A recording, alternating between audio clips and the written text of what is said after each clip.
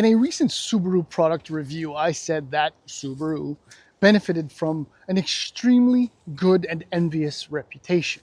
I mean, they have some of the most loyal buyers in the world, they have very good product, but let's face it, in the automotive industry, I think, and many of you may agree, that Toyota is the automaker that benefits from the best overall reputation. And a lot of it, if not all of it, stems from product. Product is always key. I've had a number of conversations with automakers where it always comes down to what they put on wheels, tires, at least for the moment, not in the air, is what I'm trying to say. And well, Toyota, over the last 60 some odd years, have essentially created products that have gone down in automotive history as being some of the most reputable, most reliable, with the lowest ownership costs, with the highest resale values, the most robust, the most just about everything. I mean, all we have to do is talk about the Corolla, the Camry, the Land Cruiser, and the list goes on and on and on.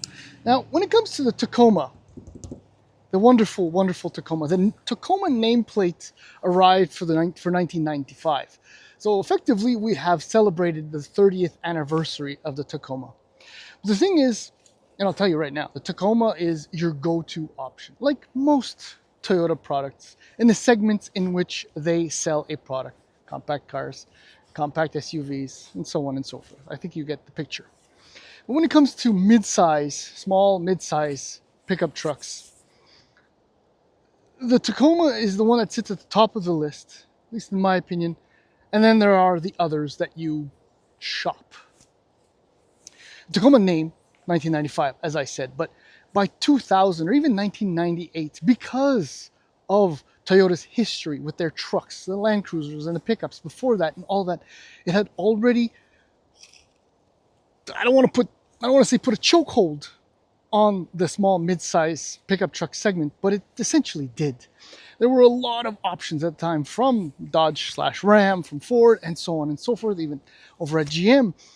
But I always get the sense that these other automakers, be it from GMC or Chevy, the Colorado and the Canyon, or from Ford and the Ranger, the Maverick is a very special and unique little pickup, and I love it dearly. But I always get the impression that they're chasing this. And this is the latest version of the Toyota Tacoma, and it remains excellent in every possible conceivable respect. But what I've come to appreciate more so now than even when I first drove this a little over a year ago, I believe, is the authenticity that comes with the Tacoma experience. I have a neighbor, and I'm about to go and talk to him, who has an early 90s, or maybe actually mid-90s Tacoma. I just told you, 1995. So it must be a 95 or 96 Toyota Tacoma. It's rusted, fortunately, which is to be expected with these vehicles. But I almost feel like knocking on his door and asking him to drive his Tacoma just to feel what it is, or what it was then and what it is now. I've driven a lot of Tacomas over the last 27 some odd years. And it's that continuity, despite the powertrain now being very, very different than when it was before. But it's still, I almost hate using the word, but feels like a Tacoma. The Ranger has taken a different turn. Colorado and Canyon have gone in a slightly different, more upscale direction. In fact, both have.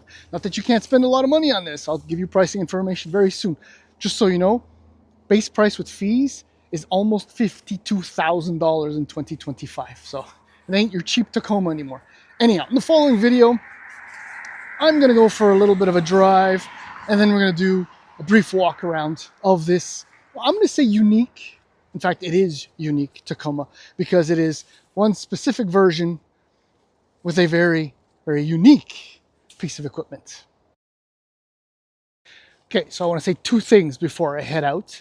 The first is that I know Toyota products have had some issues. They're not perfect. RAV4, Cablegate, right? And there are other little bugs.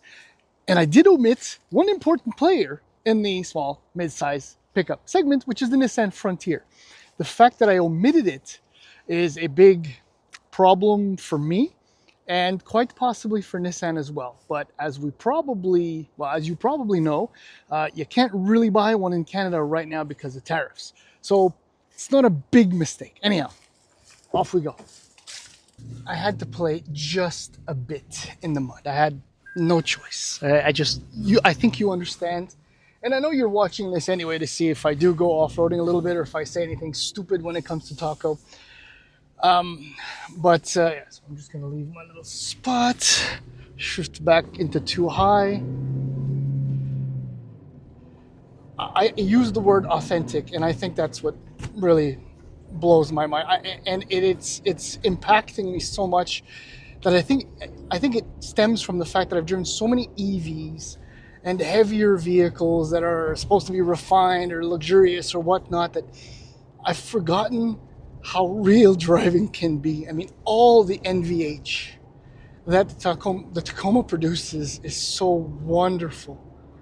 I love this truck. Just stop watching the video now and just go buy one. That's case closed. But yeah, the manual transmission, it's a blast. It's just wonderful.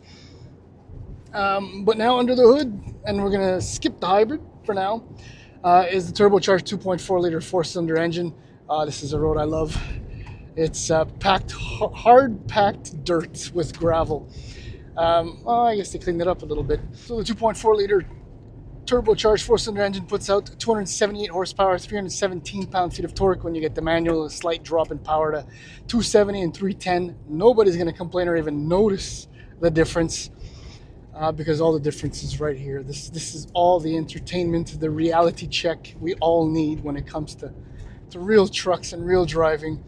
But right now, while I'm on this road, it's the Bilstein dampers you get with the TRD that are spectacular.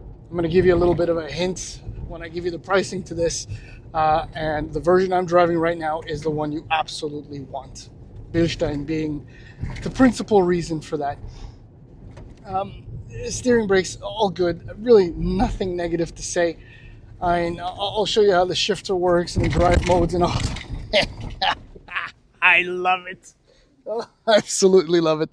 Yeah, it's a 4-cylinder turbo, but the tires are a little dusty and dirty. Oh, the camera moved. That's okay. It's authentic. It's real.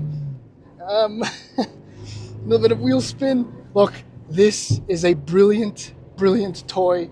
And Toyota says you'll average about 11.9 liters per 100 kilometers. I'm actually averaging just over 12, which is spectacular. And I'm driving it the way I usually drive vehicles. Look, keep going, watch the video please before my camera actually falls out. But this thing is as much fun as it will be reliable. But yeah, here we go, pricing. So what Toyota did brilliantly when they redesigned the Toyota Tacoma for the 2024 model year is that they made sure that it remained immediately identifiable as a Tacoma. I mean, I don't want to say that, I think I use the word authentic, which was perfect. I don't want to say it's got like Jeep Wrangler-ish, no touchy design things, but it's very, very close to that. Okay, so for 2025, base price for the SR5 4x4 double cab 8-speed auto with the 6-foot box is, like I said, almost $52,000. So $51,500 with fees. At the other end of the spectrum, you're looking at the limited 4x4 double cab. Then you jump into hybrids. And as soon as you say the hybrid word, you're looking at $68,000 with fees to start. $68,000. And if you're mad and want a trail hunter because you just want the absolute extreme Tacoma, you're closing in on $90,000. But this, as I said, is a very special version. It is, that's right, a TRD Off-Road, which with the 5-foot bed starts at $53,000. Not bad. But there is one thing very specific and unique about this. It comes with a manual transmission. But also for that price, you get an 8-inch touchscreen display, which, yeah, smallish, but that's part of the authenticity, and I will forgive it for that. It's got a 12.3-inch digital instrument cluster, which you don't get in the base SR5. It's got multi-terrain select, the 17-inch wheels, which These are fine, but a lot of the wheels on the current Tacoma look like they were selected by the oldest person in the product planning team. Around the 17-inch wheels, you do get BF Goodrich off-road tires. You get a rear limited slip differential, Bilstein dampers, fog lights. Very cool. Fog lights are right there. And well, that's it, $53,000, because this is what you get as is. There is a TRD Sport Plus package. That's a pretty good shot, eh? Which gives you 18-inch wheels, JBL audio, but no Bilstein dampers, which is a big no-no for an extra $3,800, so you avoid it. This, my friends, is the Tacoma of your dreams. Well, nothing insane here in the 5-foot box. I mean, the only thing maybe I would like when you get this version of the Taco is that you can get a 6-foot box just so you can fit more stuff. But what I've always loved is how high the sides are. And yes, my son found the wheel cover and he absolutely wanted it. So there it is in the bed of the pickup. But because it's the double cab, I mean, the kids, well, they're comfortably enough seated and accommodated for in the back. Nothing much to say. You can always flip up the seat here. Fit and finish, robust and authentic Toyota. Love how everything is just big. It looks solid. It's almost sounds solid. Seats reasonably comfortable. Power lumbar, yay. There's just one problem with this version of the Taco that I would myself get, and that's the fact that it doesn't have a heated steering wheel. I don't know what Toyota has against heated steering wheel, but you have to get the other package to get it. That's the only thing missing in this, because there, my friends, is la pièce de résistance. It is so perfect. Long throws, but not that long.